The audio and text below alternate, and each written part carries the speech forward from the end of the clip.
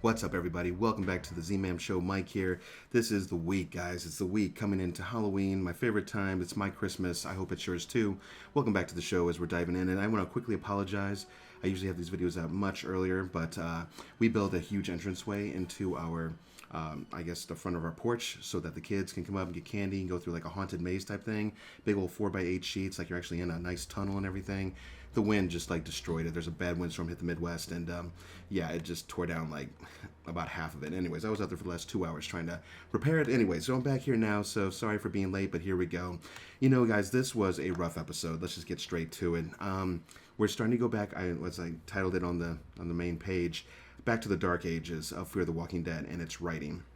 You know, there were certain things about tonight's episode that I actually kind of enjoyed, which was just like just seeing again that nuclear fallout. I mean, everything does look like a true wasteland. So I mean, I give the department for all the building and everything like that. I mean, they get solid points. But in other respects, I mean, the storyline, it's like, what is going on? What are they doing to Grace's character? Now, mind you, if they're trying to show her in a very deep depression, which I believe that's the message they're trying to get through, yeah, I mean, it's definitely working, and I think I'm seeing it. But she's doing extremely, extremely stupid things in between. And I mean, she's acting kind of like she wants to save Morgan and the little baby Mo, which actually isn't their baby, but it was part of their colony. And Morgan told her father that, you know, he'd build the baby a better life and so forth. So he's trying to come true on this. And I don't think he's trying to replace Athena, but I mean, he was trying to like substitute Mo for the death of Athena, and hopefully that Grace would finally find her way and just snap into it. But let's face it, there's no food around. The baby was crying constantly. I mean, let's just face it, I think we all kind of wanted in a little part inside of us, it's like, except for those of true nurturing styles like my wife. She's like, babe, it's just a baby. And I'm like, I know, and I would never do anything of the sort. But there does come a point in the actual show tonight when they come across those two weird like nomadic people that are moving around. Apparently they tried to go one direction with all the fallout, and they just ended up getting the major, I guess, radiation poisoning and burns all over their faces. They lost like noses and things like that. They're jacked up. Well, they can't get over the loss of their own said baby, so they're trying to still Mo. Anyways, yada yada. But at one point the baby's just crying, and that finally reveals what happened to their baby at one point.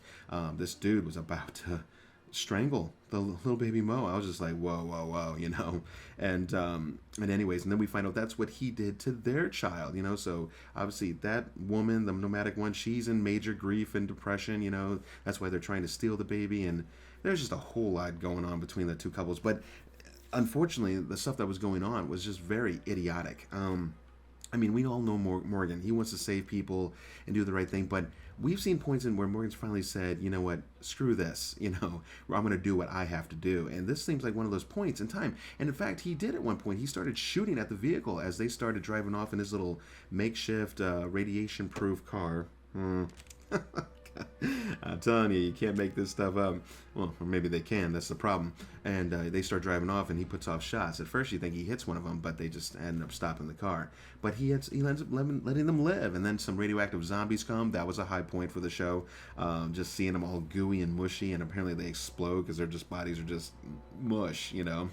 As we know, the virus or whatever the hell the space spore or whatever the hell they finally come down on what this virus is, it prolongs our decay rate, right? That's why the zombies are able to live as long as they are and still be able to be mobile, which is pretty jacked up. But and there was a pretty cool scene too when Morgan also ran that car into all of them, which again, you're going to use your one vehicle, your mode of transportation. See, that's the thing, those silly moments throughout. I mean, when Grace was just being extremely, extremely selfish, and they're playing that mixtape or whatever, I guess, that she had made Athena for when she gets older, and a song comes on that's very special to Grace. She doesn't want to hear it, and so she's like, turn it off, and Morgan's trying to fiddle with it too, and they're driving on the road, and I'm just thinking to myself, I mean, you know where this is going, and of course they crash. What else is going to happen? And the fact that Morgan didn't just honestly slug her just for being so stupid. I mean, no, I don't condone hitting women, but I'm just like, but what are you thinking? What were you thinking? No. I mean, I would be so enraged. I mean, he should have been too, but we didn't really see that. We saw them get a little angry, but I don't know, guys. This is a rant. I know I'm kind of going on with it. You see where I'm going with this, and I really hope this show is not going this direction again. I think it was season 4, I want to say, maybe even in a little bit of season 5, where the writing just started getting super ass goofy. It's kind of around the time when they met that. Remember the dude who used to make the beer, Jim or Joe Bob or whatever the hell his name was, but. And they're at the hospital, and the way the layouts and the way they tried to work things out, it was just. And remember when they built the plane? It's just all these little coincidences, and it's no good. It's no good, and they're taking it a bad direction. And this is something that's plagued Fear the Walking Dead in the past, and so we might see a repeat. So get ready. Let's see what happens. I mean, right now the villains aren't looking that great, and let's get right into that real quick. We see at the very end. So during the episode, that armored dude who pulls up in that vehicle randomly, it's like, so I guess he's been following them or whatever. He gets out and starts approaching. He's got something in his hand, some kind of axe of some sorts, and Morgan puts off 2 or 3 major shots with a 30-06, whatever rifle he had there, and drops him. And we're just like, who the hell is this dude? I mean, I will admit, it was a creepy scene. I was just like, and then especially when he goes back to look, and the vehicle's driving away, and the dude's not on the ground anymore. And so it was kind of confusing us for a moment, like, what exactly is happening here? Well, we find out at the very end of the episode that the guy is actually the brother of the bounty hunter that Virginia hired back a whole, season and a half ago? Or I guess it was a full season ago. Back in the earlier season 6, I guess it was. Remember that bounty hunter that wanted to take Morgan's head or so forth, and Morgan ended up killing him and put his head in the box and sent it back to... Well, apparently now this brother... found the box, found his brother's head, has been kind of carrying it around, kind of like, I don't know, just I got my head in a box, and he's, I guess, vowed to his brother that he's going to take Morgan out. But, guys, it's the coincidences. I mean, what are the chances after a nuclear fallout of multiple warheads, mind you, all the time that it's taken since he's killed this bounty hunter, how in the hell did this guy even, and don't even give me that tracker stuff, because there's no way. So I think the show is starting to get hard up for villains. I think we've seen so much already in TWD. I think we're just kind of lost a little bit.